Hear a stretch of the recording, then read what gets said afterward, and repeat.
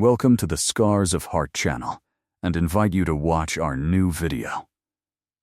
Larisa, panting loudly, dragged 2 heavy bags out onto the landing. She'd seriously overestimated her capabilities, stopping at the supermarket after work and loading up on groceries. Somehow, she'd managed to squeeze 2 enormous bags, both in volume and weight. Look how her arms had stretched while she was carrying them up to the 4th floor. The plastic handles had squeezed her fingers and palms so tightly that she couldn't even bear to give birth. Oh well, she'd rest now, and then just one more push, 2 flights of stairs, and she'd be home, on her 5th floor. Larisa carefully set both bags down and shook her wrists. It would be a good thing Sasha wasn't home yet, otherwise he'd give her a huge tantrum about her unplanned shopping spree. He can't stand it when she plays the workhorse and immediately takes away anything heavier than 100 grams. Even in supermarkets, he always patiently pushes the cart after her, maneuvering between displays and shelves, especially since she's a big fan of sauntering around, shopping and listlessly filling baskets and carts with such attractive jars, bags, bottles, and boxes. Or, as Sasha good-naturedly jokes, grabbing everything in sight.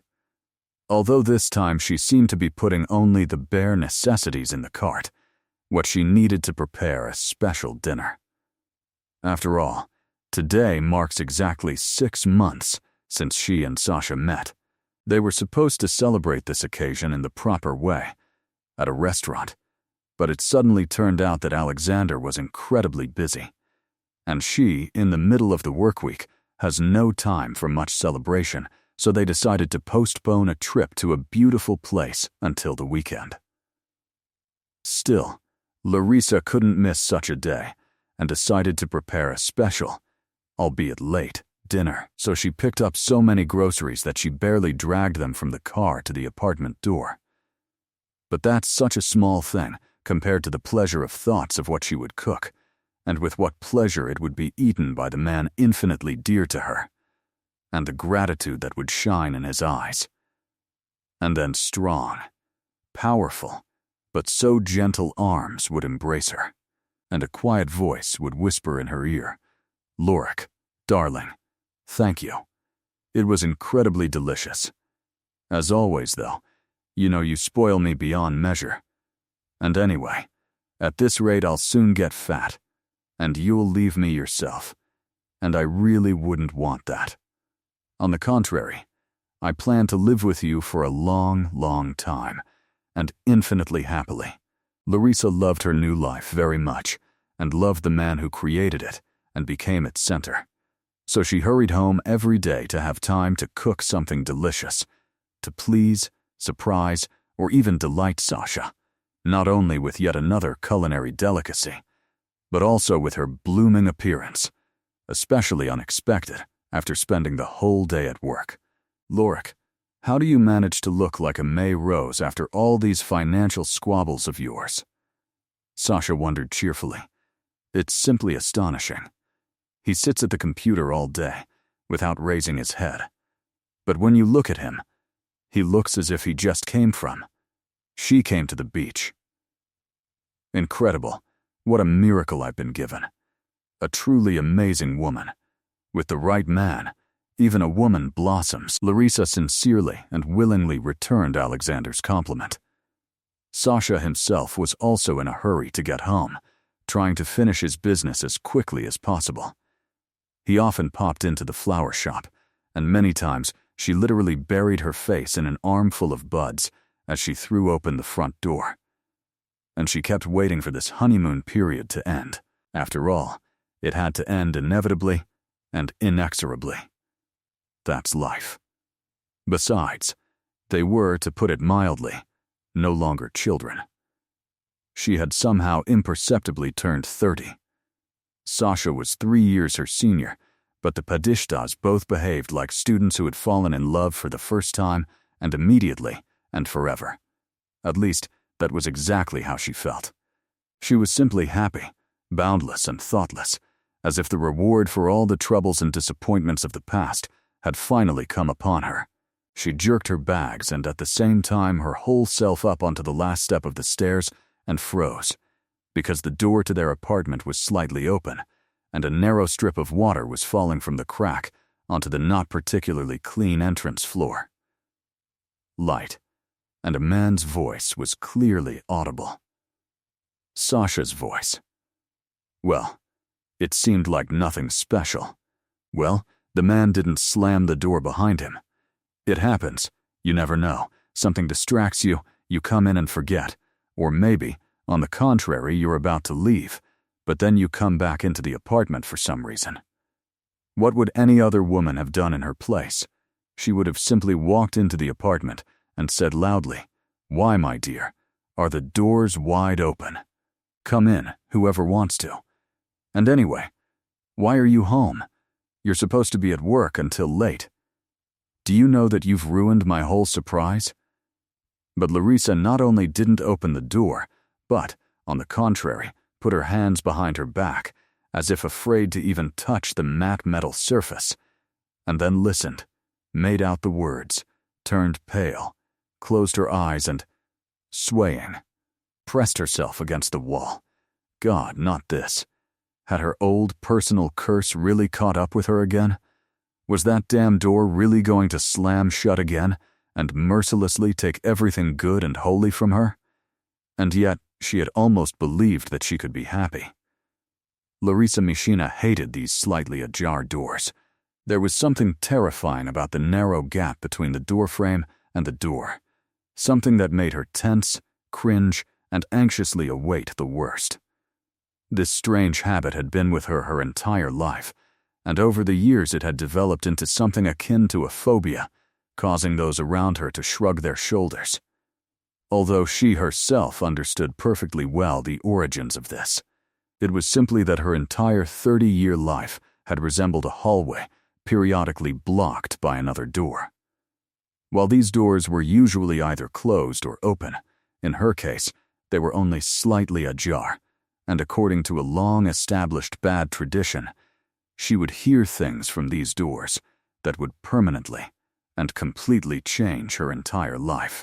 Typically, these changes were unpleasant and sometimes downright terrifying, and upon entering yet another such door, Larisa would find herself in a dead end, and it would take a long time to get out of it, losing confidence, strength, faith, even love. Although her life began more than well. Larisa was born into a family of quite wealthy people who became rich quickly and unexpectedly. As he himself put it, Anatoly Mishin was incredibly lucky to have caught a fat fish in troubled waters. This was during the turbulent, difficult, and dangerous times of the 1990s. A young man, accompanied by a group of equally determined and unscrupulous individuals, dressed from head to toe in black leather and denim, founded a company that sold, bought, and even almost manufactured something. The methods by which they did all this varied. Mishin and Company, among other things, weren't above even commonplace robbery, considering it as acceptable a means of accumulating capital as any other. Well, what times? Such are the mores. And for several years this operation was quite successful. Money flowed, if not like a river, then at least like a steady trickle. Anatoly bought a decent apartment and furnishings, discovered the joys of restaurant and resort life, and tried out a bunch of cars before finally, once and for all, giving his heart to a big silver foreign car. Figuratively, of course, because in reality, he belonged entirely to his beloved wife, Galina, and his little daughter, Larisa.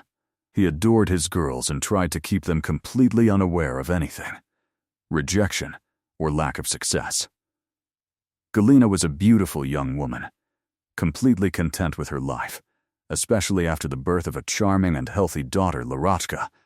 She married her former classmate and neighbor, Tolia Mishin, out of sheer mutual love, and suddenly he turned out to be not only a devoted admirer, a chatterbox, and a former athlete, but also a savvy, resourceful man. His qualities and connections were ideally suited to the wild and unsophisticated business of the time.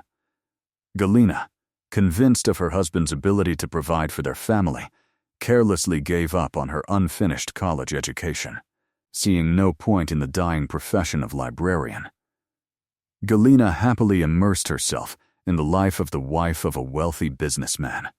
Of course, she never worked a day, and she certainly had no intention of pursuing any kind of specialty. After all, she had a profession. Wife and mother, what better job than that?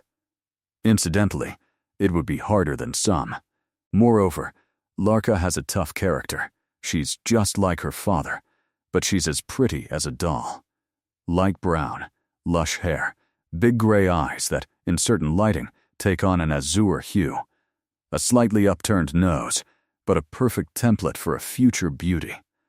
And the head of the family himself is no gift. Tolia can easily appear like snowballs with a crowd of drunken friends, or, conversely, suddenly disappear for days, even weeks. He says he's on business. In principle, she has no reason to distrust her husband. He doesn't smell of women's perfume after such absences.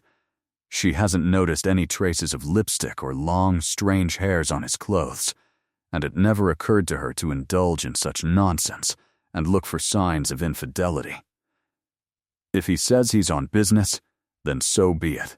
He certainly loves his daughter, and he provides her with a very decent standard of living, which is especially noticeable against the backdrop of the chaos going on in the country and on television. Larisa, too, was perfectly happy with everything.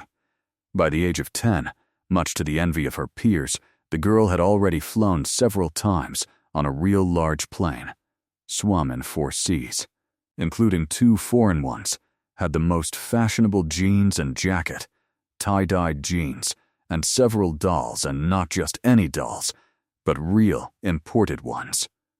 She rode around the city on her dad's huge, beautiful, and shiny car, just like the ones in foreign films. She herself had seen more than once how the faces of the neighborhood boys, and even some grown men, turned completely silly with delight at the sight of their car slowly pulling into the yard.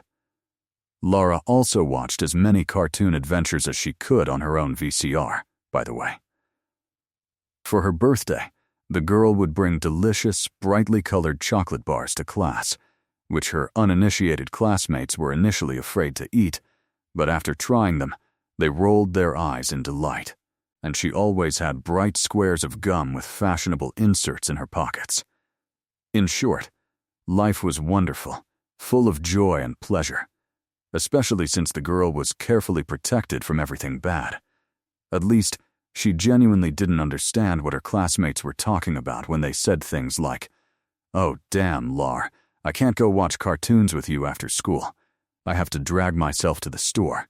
Mom said I should definitely use my coupons for sugar and laundry detergent today." And then suddenly, it all stopped. And the trips to the sea, the foreign cartoons' toys, pretty clothes and delicious food, trips to the park and cafes, and rides in Dad's car. Not right away, though. It all started when Dad himself suddenly disappeared, and Mom started crying endlessly and bitterly. She sat in the kitchen with mascara streaks darkening under her eyes, rocking back and forth and wailing pitifully, "Oh my God, what are we going to do now? How are we going to live?" Third grader Lara didn't understand what had happened at the time and was terrified for her mother. The woman, watching her daughter's lips twitch, would pull herself together, wash her face, put on makeup again for some reason, and a few minutes later, she would break into another fit of despair. But she couldn't really explain anything to her daughter. Dad still wasn't home, didn't answer the phone, and Lara decided he'd simply gone on an urgent business trip, and for some reason, Mom was especially worried this time. A few days later, Larisa's classmates provided some clarity. At least a boy named Alexei, who lived in the same building and entryway, reported it with poorly concealed delight as soon as she entered the classroom. "So, Machina, have you had enough? Dry your crackers. That's it. Your daddy has sat down." My dad said it was high time, and he also said it would be for a long time, 10 years with this, what do you call it, Confiscation. Where did he sit down? Lara was amazed. Who's had enough? And my dad never sat down anywhere. And we don't know anything about confiscation. And we don't eat crackers. And you and your father are complete idiots. The impending fight was prevented by the teacher entering the classroom. She called out sternly to Lyosha and clearly wanted to take Larisa's hand. But then she jerked strangely and looked at the silent class with confusion. Larochka, you should go home today. I'm letting you go, the teacher suddenly announced for some reason. Apparently, even forgetting about the upcoming math test, a delighted Danil Zialara galloped home, humming a cartoon princess song, and, jumping onto her landing, stopped dead in her tracks. The large, beautiful, sturdy door to their apartment was, for some reason, ajar, and a completely unfamiliar male voice could be heard coming from behind it. Here, Miss Mishina, please read the search warrant. Your apartment, true. You could spare us the extra work and yourself the inconvenience of the mess by voluntarily handing over the money and other valuables your husband obtained through criminal means. Would you like that? Well then, let's get started. Mom was still sitting on the same stool as she had been this morning, still rocking back and forth, clutching her temples. In front of her, a man in a dark blue uniform with shoulder straps sat with papers spread out on the table. Two men, dressed identically, were wandering around the apartment, opening cabinets, shamelessly rummaging through things and documents, leafing through books, knocking on the walls for some reason, and writing something on pieces of paper. The neighbors sat on the sofa, stone-faced, uncomfortably frozen, clearly afraid to take another breath. Aunt Lida from the first floor, owner of a nasty, biting, barking little dog, and the father of that very same Lara's classmate, Lyoshka. Oh, hello, Uncle Musar. The charming girl, Larisa Mishina, greeted them very politely and politely. A deathly silence fell over the apartment. Mom froze, stopped sobbing, and looked fearfully between her fingers pressed to her face. Neighbors on the couch, they exchanged confused glances. One of the men in uniform suddenly burst into loud, hearty laughter. Hello to you too, girl, the man sitting across from Mom said slowly, drawling. Well, as they say, the apple doesn't fall far from the tree. And then, suddenly, the incredible happened. Mom, her wonderful, kind, beautiful mom, who blew dust off her, called her princess and her sunshine, suddenly jumped to her feet, ran up to her daughter, and slapped Larisa soundly across the face. Don't talk nonsense, she screamed. Lara was shocked by the sight of her mom's flushed, distorted, unusually ugly face, with some terribly white spots gleaming on it, and by her sharp, angry scream. So shocked that she even forgot to burst into tears, although she certainly should have. And what was she guilty of anyway? For saying hello? Well, it's basic politeness.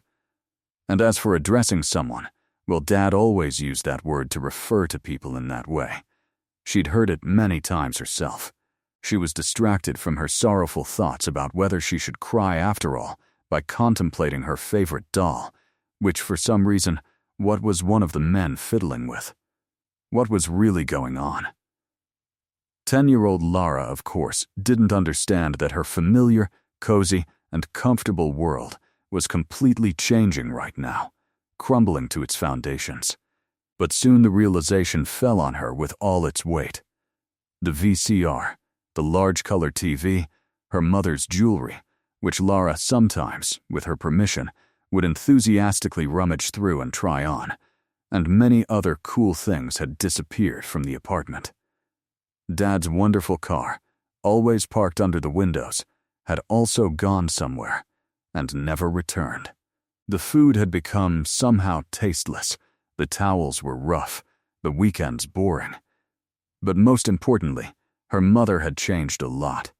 She had become sullen, nervous, tense, as if constantly expecting new troubles. Previously, she spoke to her daughter in a gentle, even voice, but now it was as if she was slurring out sentences, simply presenting facts without explaining anything. "Mom, where's my favorite strawberry muesli?" Larisa grimaced, looking at the grayish oatmeal, stuck together in disgusting lumps. "Now here's your muesli," Mom answered, placing it in front of her. The girl had a glass of milk. "And this is instead of yogurt. And don't even get me started. Mom, you said you'd buy me new phones and a jacket she'd snap the next time. Be grateful they didn't take these away." Her mother's reply was unclear. "Mom, we're going to the seaside this summer." Lara tried to defend her interests. "Definitely," Galina grimaced. "I just don't know which summer. Apparently, in about 10 years. "Mom, when will Dad come back?" the girl asked. "Well, about the same time you go to the seaside," the woman grinned. "But I personally don't want to see your father anymore." In short, life went downhill. For some time, Galina and her daughter still lived on some money he left after the confiscation of property. And then, complete poverty and despair set in. They had to go to work, simply to not die of hunger. Galina had neither a profession nor the skill to do anything other than a light dinner and a manicure, and the need to work, and without much choice of where to get hired, hit her especially hard.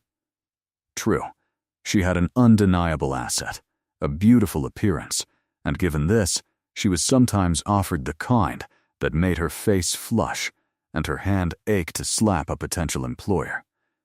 And yet, she was lucky. After several months of wandering around reception areas and coat checks, she managed to land a job as a waitress in a restaurant. By then, she and Larisa were pretty shabby. They needed to think about buying winter boots and clothes, because Larisa, the little pig, had suddenly decided to grow at an incredible rate, and now she had 3 months' worth of back rent, and the loan was looming all in all. It was gloom and doom. It was in these depressing thoughts that Galina was immersed that day when a rather plump, yet very agile man showed up at the restaurant where she worked, driving up in a large black car. He sat down at the best table, discussed the order with the waiter at length and noisily, then let out a satisfied sigh, leaned back, and immediately roared joyfully across the room. "Galka, Mishina, not like you." Well, what brings you here?" "Oh, right. How so, my dear?" "Your breadwinner disappeared, and now you're running around with a tray." Sivka's been worn out by the steep hills then. If Galina weren't afraid of losing her job, she would have happily walked up to him and whacked him over the balding head with the tray she'd just mentioned. But then again, if you think about it, what was so wrong with what he'd said? Although he certainly didn't have to yell at the whole restaurant. "Oh, hello, Anton." She moved closer to him and pressed her finger to her lips. "Just don't yell like that, please. It's not necessary for the whole neighborhood to know that my ex-husband is in jail. Oh, Galka, I'm so glad to see you." An old acquaintance, naturally aware of all the circumstances and events of the last few months, didn't even think of lowering his voice. "Come on, sit down, don't be so strange. Let's talk, we'll have a drink." He enthusiastically grabbed the bottle that had appeared on the table, which was very opportune. "Listen, I didn't recognize you right away. You've gotten so prettier. Have you lost weight or something?" "That's right. You pulled your hair back. And there's no sign of that battle paint on your face. Anyway, I don't know. It's not your fault, but you personally, his reprimand has actually been quite beneficial." The man burst into loud, hearty laughter, quite pleased with his own dubious joke. "Okay, Galka, let's get serious now. Why are you seriously sweeping tables with an apron? You're something else. You were always such a beauty and a smart girl. I guess she's got you pretty much nailed. And I told your fop. He'd say, stop squandering everything and going to resorts. He needs to put something aside for a rainy day." And he kept laughing like, "There's still time. You're still young, hiding it away." Well, now he's relaxing on government food. Full all-inclusive, so to speak. And what are you making? Oh, listen, you had a brat, I think. A kid. A real quick guy. I remember him so well. I remember him. Leonka, I think. Yeah, almost. Just Larisa and the girl, Galina, snorted. Okay, Anton. Excuse me, I have to work, otherwise I could easily get fired and be left without tips. And as you so aptly noted, I need to rack up as many as I can. Just wait. Sit down, I'm telling you. Nothing will happen to you. No one will kick you out of work. The owner of this eatery is a good friend of mine. Let's sit and talk. We're not strangers, after all. You know, darling, I've always really liked you. Honestly, I always thought that only Mishin wasn't worthy of you. Not even a little finger. 3 pliners, since that's how it turned out. By the way, you divorced him, right? Oh, good job. Tell me, how are you planning on living from now on? On a waitress's salary and tips? Or what? You, with your habits and manners. Anton poured more wine, devoured a huge steak with a savory appetite, and cheerfully joked about things that weren't so cheerful for her. It was clear he was doing well, both in terms of health and well-being. He finished the meat so quickly and snapped his fingers invitingly. He'll definitely be ordering more. And he seemed to be doing just fine financially, too. She was certainly well behind the times, but she was perfectly capable of appreciating the value of the watch on his wrist, the quality and provenance of his suede jacket, and the ring on his thick little finger. After a quick preliminary analysis, she secretly peered more closely at her unwitting interlocutor from under her eyelashes. Her husband, Anatoly, had introduced her to Anton many years ago. The man had immediately and openly expressed his admiration, and indeed had declared for all to hear that a young man like Mishin was completely unworthy of such a woman. Like Galina. He always spoke loudly and frankly about everything. This manner of communication, unusual for the environment in which her husband lived and worked, surprised Galina. Listen. How does he handle business with such sincere frankness? She clarified with Tolia. So he's just being truculent with women, I mean? With women? Just in casual conversation. But when it comes to business, oh God forbid you get under his feet. You know what nickname he has in our circles? You probably think he's some harmless chatterbox or a fatso. But no, he's a tractor, because he'll run you over and not notice. And if he does notice, he'll come back, spin around, and bury you, so you won't be able to get out later. Anton's appearance also somehow didn't fit with his business reputation. He was a short, plump man with a round face and a noticeable bald spot on his head. The facial expression was usually good-natured, and this was emphasized by a smile that almost never left the face. And suddenly, among all these folds, roundness and dimples, a sharp, cold, appraising look slipped through, which seemed to say, well, let's joke. Let's see who will laugh. The last one. However, now Anton looked at Galina exclusively with sympathy, and also with obvious male admiration, so much so that she coughed embarrassedly, crumpled her napkin, and said, Well, Anton, it was nice seeing you. And thank you for the kind words. I haven't received so many compliments in a long time. Come on. Good luck to you. Meeting a man from her former, such a prosperous and comfortable life, greatly upset Galina. With the new burden came problems, especially the lack of money. And yet, it was nice that it turned out she was still able to impress a man, which meant that not all was lost in her life. And the very next day, she received proof of this. Closer to lunch, a familiar loud laughter rang out, and Anton entered the room. Galka, you tell me right away which tables are yours, so I can sit down correctly.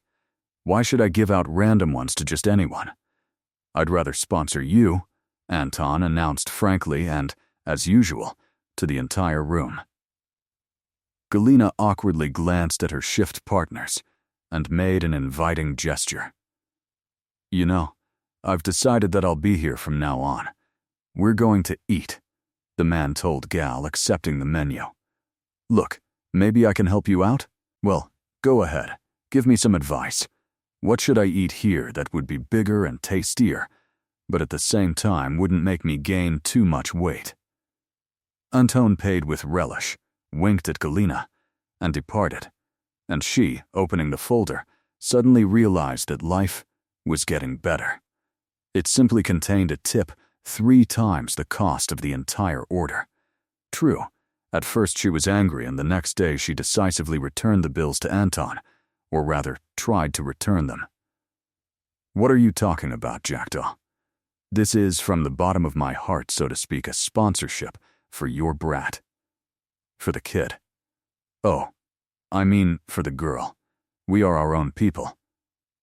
After all, I once had business with your ex-husband, and, I must say, I cheated him pretty good back then." He shook with laughter. "Well, and now my conscience has tormented me. I decided to help you, so to speak, to make amends." Anton didn't look like he was tormented by his conscience, nor like a selfless philanthropist, and Galina never doubted his true interests for a second.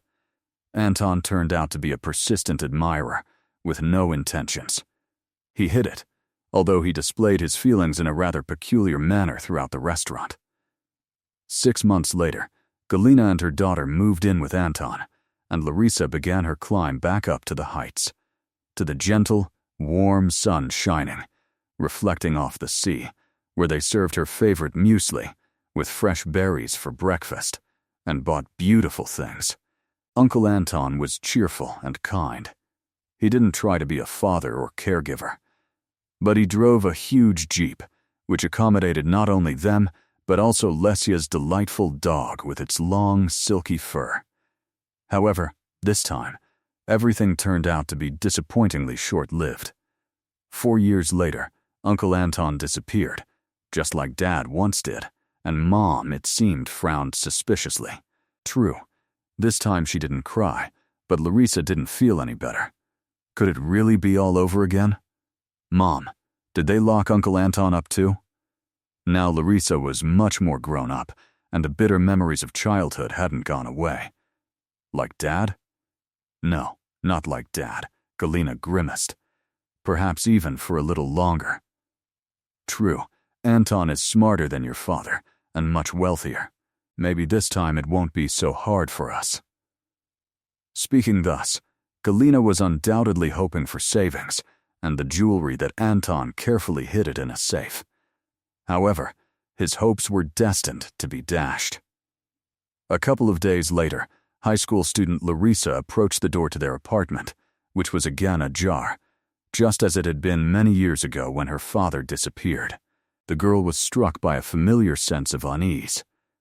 And it was true. Everything happened again. Only now, instead of a man's voice, Larisa heard a woman's, but no less authoritative and categorical. "So, Milochka, let's settle this matter right away. This apartment is registered in my name, and it was purchased long before you arrived. As far as I understand, you never registered the marriage, and my son didn't adopt your child. He was smart enough not to do anything stupid, thank God. So, I'm not a penny pincher. Come on, get ready. Take everything he gave you, and I want you out of here in 2 days." An energetic, plump elderly woman with a surprisingly familiar face, seemingly kind and gentle, yet with a sharp, piercing gaze, was firmly in charge of the apartment. So Galina and 15-year-old Larisa found themselves back in their old apartment, which, fortunately, Galia had kept. Live there was a place, and for a few months there was even something to give, because Anton was quite generous with gifts. But everything comes to an end. The things suitable for sale also ran out, and yet, this time, Galina did not find herself completely helpless in the face of circumstances, as she had been many years ago after Anatoly's disappearance. Taught by bitter experience, she, to Anton's cheerful surprise, had once completed a course in hairstyling. "So, now I can do my own hair?" she explained. "And then, you see, I'll have to do it for others. You never know how life can turn out. I always said, my dear, that you're not only a beauty, but also a smart one." Anton nodded respectfully. True, Galina wasn't a particularly talented hairdresser. Well, that's the case with any business. Besides technique and a skilled hand, you need something equally important. You have to truly enjoy the work, bring pleasure. Then, the results won't be long in coming. Galina, however, couldn't bring herself to love her new profession or the process itself. After all, she had been a client of the very best stylists for most of her life. And suddenly, from the prince to dirt, so to speak. And frankly, it's embarrassing, because she's perfectly aware that people are whispering and gossiping behind her back about her misfortunes. And this realization makes her long to meet another fake smiling woman, cut her hair shorter and uglier, or dye her hair green. Of course, such thoughts and worries are unbearable in a profession where the client is so important. If not to love, then at least to sincerely wish them the best. In the end, Galina settled into a job at a small, mid-tier salon, where people from her former circle didn't frequent. She became an ordinary stylist day after day, indifferently trimming and shortening the hair of people she had no interest in whatsoever. Even despite a relatively stable income, of course, their standard of living was incomparable to what it had been before. The restrictions, the frugality, the meticulous accounting returned. Will she have enough money to last until the end of the week? And will she be able to buy, say, new sneakers before the snow falls, when she won't really need them? In short, Larisa experienced another precipitous decline. Now she felt it much more painfully than in her distant childhood. She was already a young woman, and acutely felt her lack of resources and opportunities, especially since memories of a good, prosperous life were still fresh. Larisa was beautiful, and it was all the more frustrating that there was nothing to clothe it in, nothing to accentuate it with. To her credit, she had no intention of sitting by and waiting for things to improve. Besides, she had drawn a precociously wise and perfectly correct conclusion from her mother's fate. Beauty is beauty, and it's great to have a man by her side. And yet, an education is essential. Larisa graduated from school with more than decent marks and entered the economics department without any particular difficulty. Why economics? Well, she simply didn't notice any particular creative abilities or talents in herself. After all their family's misfortunes, the word law made her shudder. Medicine and teaching also held no particular appeal. After considering all her options, Lara settled on the economics department, especially since she was quite comfortable with the science subjects at school. Having been admitted without any particular problems, she studied just as easily and naturally, managing to earn a little extra money, have casual, non-committal flings with guys, and, most importantly, blossom.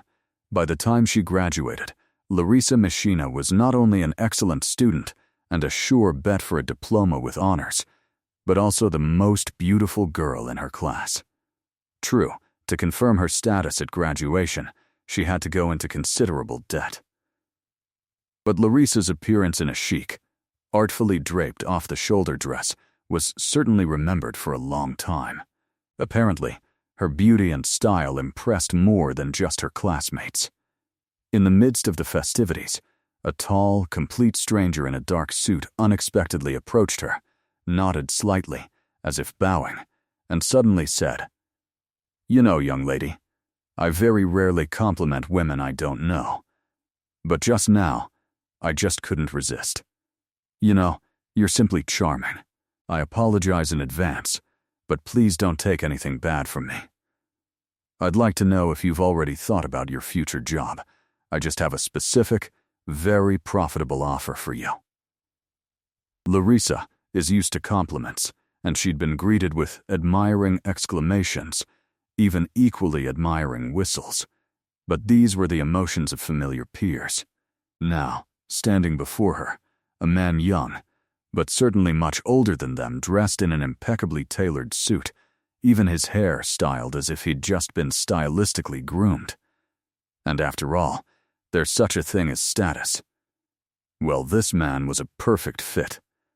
Hearing his compliment, Larisa blushed and smiled sheepishly. But then she tensed. What was he talking about? He seemed to have something indecent in mind. It was probably no coincidence that he'd started with saccharine compliments about her appearance. That was definitely true. Or maybe she shouldn't have to guess and just let him tangle his perfectly styled face, so to speak. Apparently, all her thoughts were reflected on her face, because he feigned fear and took a large step back, even putting his hands in front of him like a barrier. "Well, you still thought the worst," he said. "But I didn't even think about what you might have suspected. Really, I beg you, listen to me. Does the name Integral mean anything to you?"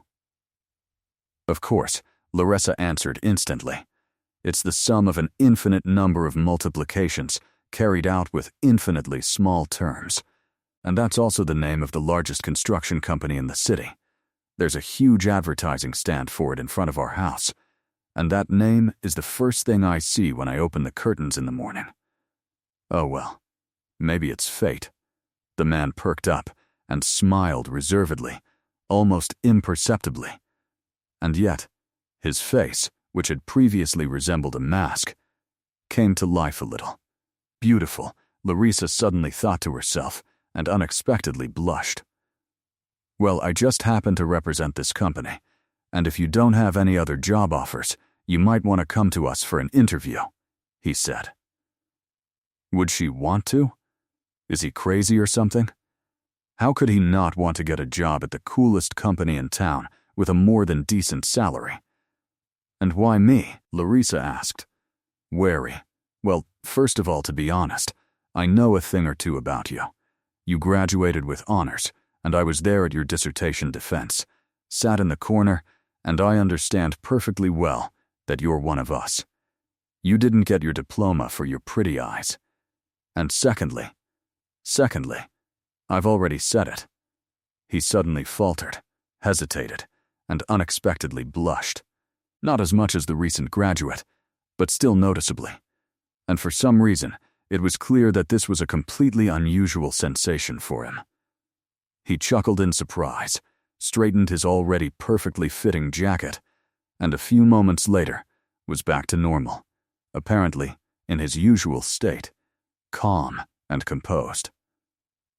"Well, anyway, think about it, and if you're interested in this opportunity, come to an interview," he said. "I'll help you organize it if you call me. Here's my business card. All the best to you, Larisa Anatolievna." He handed her a piece of silver cardboard with raised letters, bowed, though this time more clearly, more noticeably, and walked away. "Vladimir Dmitrievich Romanov, legal consultant," she read, glancing at the business card, shrugged, and tossed the paper rectangle into her purse. Strange, what does a lawyer have to do with it, when she's even a qualified economist? No, it's still kind of strange. A conversation, completely out of place and out of time. Perhaps she shouldn't take it seriously. And anyway, it all feels like some kind of joke, one she won't fall for. Graduation was over, her classmates had gone their separate ways and gone about their daily lives.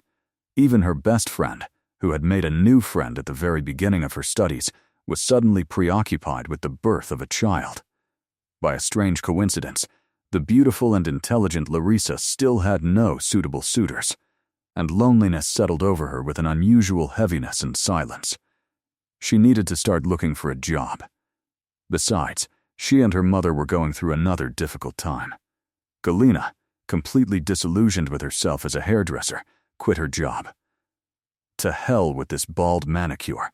I'm sick of all these haircuts," she replied indifferently, thoughtfully twisting a ring with a decent-sized gemstone on her fingers, the only piece of jewelry remaining from her happy and prosperous times. And then, with a decisive slam, She yanked the ring off her hand and threw it down on the table in front of her daughter. "Here, sell this junk. It all suits me like a saddle on a cow anyway. We'll hold out for a while, and then maybe my own daughter will get off my back and feed me in my old age. Who knows?" Larisa just sighed. Over time, Galina's character deteriorated completely. She became bitter, grumpy, endlessly complaining about life, about the scoundrel men who had ruined her, and about her lanky daughter, who lived without a care in the world. Without a care in the world. In short, the atmosphere at home, already not particularly cheerful, became unbearable. But it's not for nothing that they say, it's never so bad that it can't get worse. Soon, a creepy and entirely reasonable explanation was found for Galina's gloom, and it all started again with the half-open door. True, this time it wasn't the front door, but the one leading to Mom's room. "So, have my test results come back?" "Nothing good," Mom said quietly, apparently into the phone.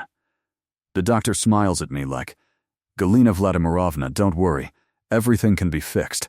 We'll get treatment, but he's just hiding his eyes." Well, it's all clear. He prescribed a bunch of pills. But what's the point? The procedures are incredibly expensive, and why bother? So that in a couple of years it'll all be the same. Sit in a wheelchair. What, Larky? No, I didn't. I don't even know how to say it. I'm wondering if I should tell her. Maybe Mama Larisa yanked the door open. "Sit down, dear." For the first time in her life, Galina called Larisa by this affectionate word. "Forgive me. Somehow, a normal life isn't working out between us. Now here I am, hanging on your neck. God forbid." It turned out that Galina had been diagnosed with a serious illness, which really did threaten serious limitations and disability in the future. However, even without this, she needed to urgently and seriously think about work. Especially since, despite all her efforts, phone calls, responses to ads, and running around to interviews, she couldn't find anything concrete. No, of course there were plenty of offers, but they were all either humiliating in content or extremely humiliating in terms, and most often both. Basically, they promised pennies and demanded a lot. And the work offered was infinitely different from what she had successfully studied for 5 years. "Nina, I don't get it. Does no one really want my honors diploma?" Larisa wondered, sitting in her friend's kitchen. "Why not?" She grinned. "They do. They just aren't ready to pay you for it. And what normal person would look at you and suspect that you're smart too?" Nina burst out laughing. "Oh, come on, Ninka, with your jokes," Larisa sighed.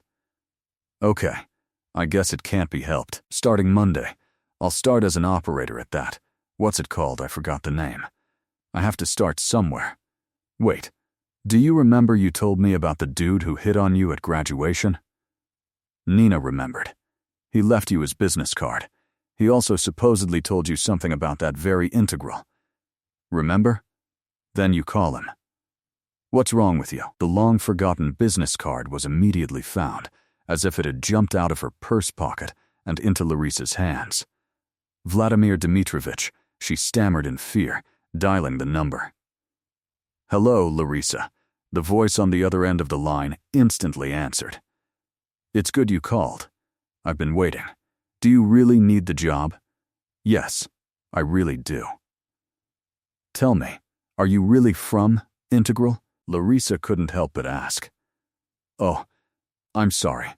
Yes, I really do. I work as a legal consultant, including for the construction company Integral. Don't worry, I'm not a scheming crook or a swindler." Judging by her voice, her concerns didn't offend him. "And I'm ready to arrange an interview for you with specialists in your field." The next day, Larisa, dressed in her best suit, entered a huge office building. She was briskly pointed to a large office, and upon entering, she saw another door, which was slightly open. "Yes, I'm waiting. She should be right here. Yes, The one I told you about. No, she rang the bell herself. A man's voice came from behind her. Yes. How can I tell you? Of course, she has no experience at all, although the girl is very smart, but that's not the point. How can I explain it to you? Damn it, I don't even fully understand what's wrong with me. There's something special about her. Or something. Anyway, I wanted to give her flowers and recite poetry. What? What other armor is cracked? Oh, come on with your jokes. I'm actually trying for you, for your company. She's very smart. It would be nice to get a fresh, untainted specialist for your mossy financial service, and it's only a plus if this specialist has a sweet girlish face. Isn't it? Blushing with embarrassment, holding her breath, Larisa stood up and tiptoed out of the office, caught her breath noisily, took a few deep breaths, and re-entered, slamming the door as loudly as she could. A familiar man, the owner of the business card, peeked out at the sound from the slightly opened office. Oh, you're already here. Excellent. Please come in. The heads of finance and HR will be here soon and they won't leave you in their tracks. He smiled playfully and then unexpectedly shook her hand firmly. But don't be afraid of them. I'm sure you'll succeed, and I won't let anyone hurt you. She didn't have time to thank her unexpected patron before several people with important business faces were already entering the office. Due to some inexplicable stubbornness or perhaps simply fear, Larisa not only didn't back down before the terrible commission, but also launched into the attack herself. You're simply brilliant, my dear. Laren's patron nodded with obvious respect and pleasure when it was all over and Larisa received a job offer at Integral. After all, I wasn't mistaken about you, and I suggest we celebrate that immediately. No, I accept no objections. You are obliged to accept my invitation, if only out of a basic sense of gratitude, to steal the evening of a lonely and hopeless bachelor. She truly did grace the evening, adorned in a superb, very becoming pantsuit, blossoming even more brightly under his admiring gaze. Vladimir wasn't much older than Larisa, only 5 years, but he seemed infinitely wise, experienced, and educated to her, as well as handsome, elegant, intelligent, generous, self-confident, and so on ad infinitum. In short, Vladimir became for Larisa the epitome of all the best traits and qualities a man could possess. She sincerely admired him, although she occasionally wondered, is love among their feelings for each other? No, of course she loves Volodya, absolutely. But he himself doesn't talk about such things, and when you try to get him to talk about them, he laughs them off. Lar, I can't talk seriously about frivolous topics, can I? But I don't have a romantic streak. Do you want confessions? Please, just don't be offended. I'm a lawyer, and I'll have confessions. Professional, you are very beautiful, smart and well-mannered. I am single, healthy and quite wealthy. I propose combining our assets to create a joint venture. He laughed merrily, hugging Larisa, and all her doubts were diligently drowned out by a trip out of town, to the sea or to a jewelry store. Larisa tried to share her doubts with her mother, but received a rather harsh rebuke. Let me tell you this, my dear. You are very lucky. Your Vladimir is a real normal man. Strong, able to earn money and knows what he wants. And everything else is just blush. You got this love, and you got a lot of profit from it. Take me, for example. Well, I loved your father once, and he loved me. So what? This love gave me a lot. Remember how we suffered together when he disappeared with his love. As for you, once you get married and have a child, all that romantic nonsense will fly out of your head. You know, a child's screams in the middle of the night really help to stop you from dwelling on unnecessary thoughts. Larisa married Vladimir, moved into his apartment, and set about perfecting herself, the home environment, and her culinary skills. How else could she thank her husband for the comfort and stability he'd given her, and for her mother, whom Vladimir somehow got a job at an excellent clinic, and the dreaded threat of disability no longer hung over them. For several years, everything was fine, at least outwardly. Larisa worked, becoming a respectable and respected professional. From a very pretty girl, she transformed into a very beautiful and stylish woman. She learned to smile when appropriate, to maintain a thoughtful silence when she wanted to shout or laugh, to eat broccoli and white meat, even though she really wanted to tear a crust off a fresh loaf of bread and dip it straight into a can of Sprats in tomato sauce. She got used to agreeing with her husband that they certainly needed to think about a child, but they would have time. They would have time for everything, and for now she needed to live for herself. And she tried hard to convince herself that she was happy, and eventually she did, until one day she came home from work earlier than usual and froze, hearing Vladimir's quiet voice from behind the slightly open kitchen door. "Listen, Vika, I've asked you many times. You shouldn't call me in the evenings when I'm home. You're making me look stupid. The last thing I need is to be seen in front of my wife like I'm in a stupid situation." "Yeah, imagine that. I don't want to upset Lara. I don't need scandals. I value my reputation. And anyway, it's none of your business." "What? And who told you I was going to get a divorce?" "Don't lie, my dear. I never promised you that. I'm perfectly happy with my life, and my wife suits me. Yeah, imagine that. And if you don't like something, that's entirely your problem. A free man's freedom. Why not get angry?" "Fine. But you also control yourself from now on. I'll try to leave early tomorrow. True, I promised Larry something. Oh, you don't have to worry about me. I release you from all promises."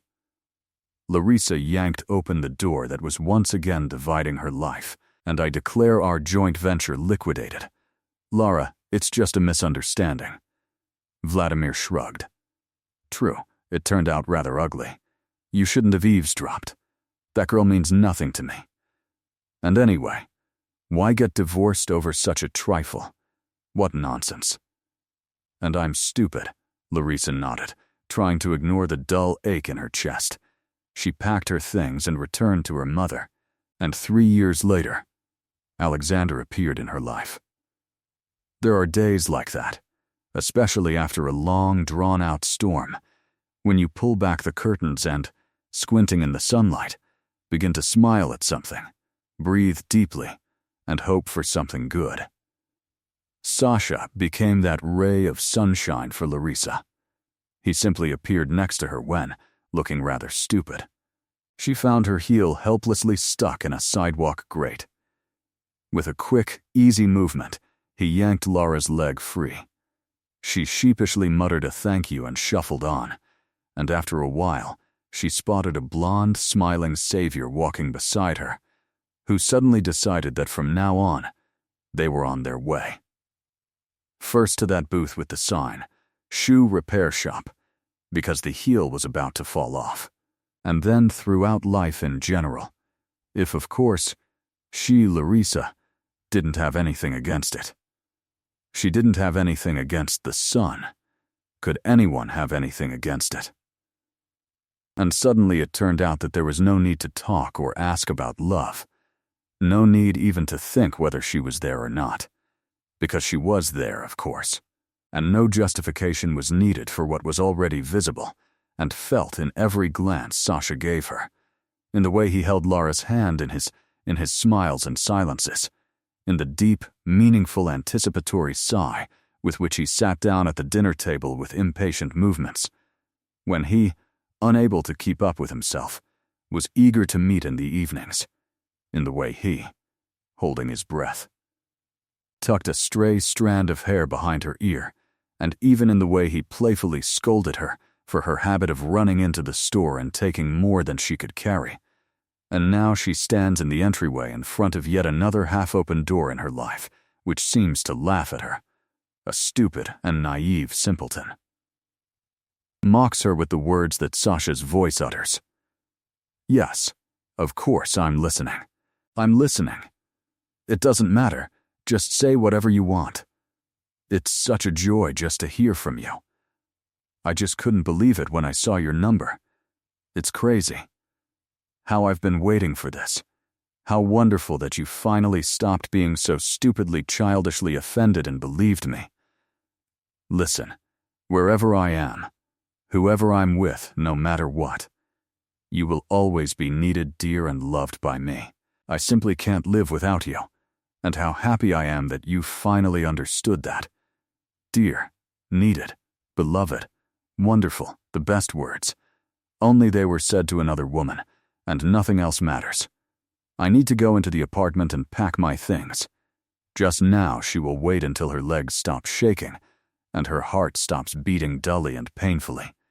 Yes, listen, I'm getting married. A cheerful laugh came from the apartment. Yes, imagine, well, of course. So you simply couldn't have chosen a better moment to show up. Yes, of course, it's not even up for discussion. Of course you have to be at my wedding. Without you, it will be completely different. Not the same. In short, get ready and come. Do you hear? I hug you very tightly, my darling. Larisa wiped her face and entered the apartment. Lorik, you simply can't imagine what happened. Sasha rushed to meet her. Well, of course, I can imagine.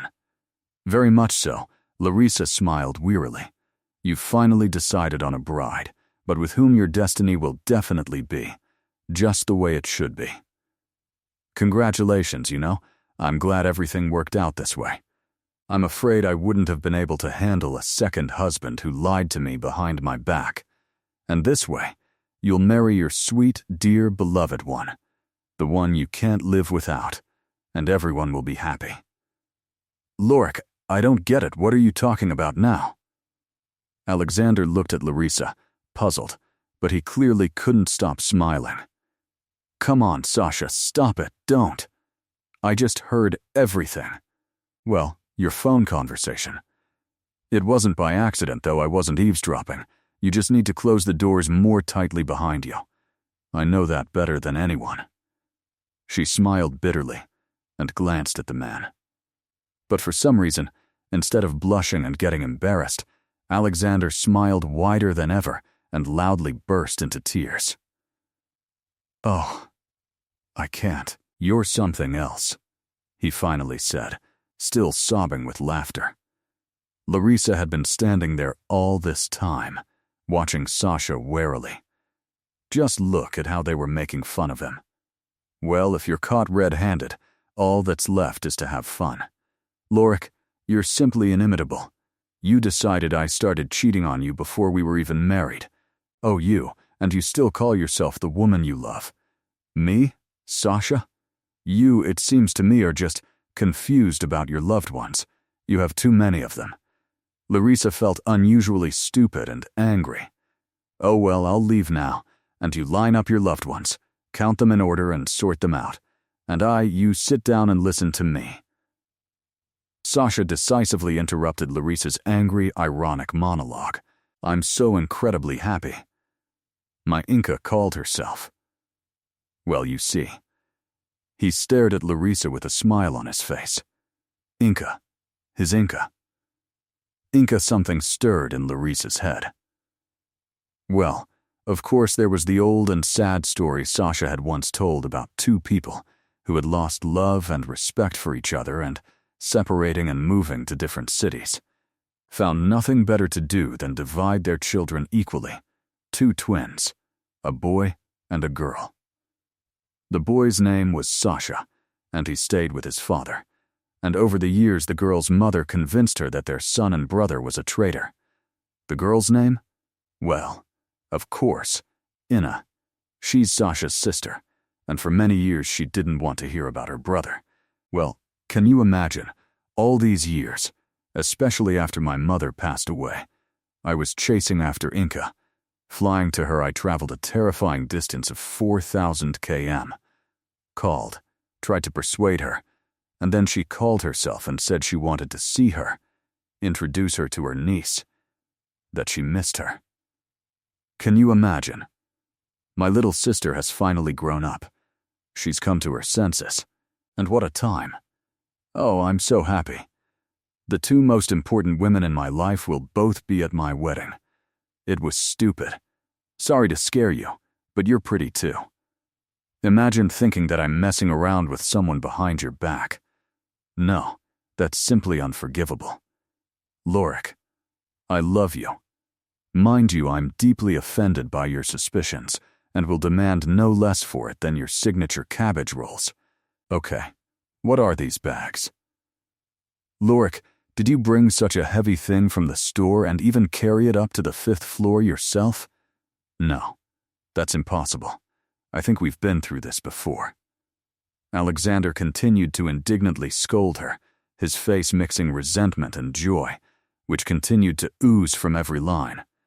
He shook Larisa, grabbed the phone, shoved groceries into the refrigerator, and laughed.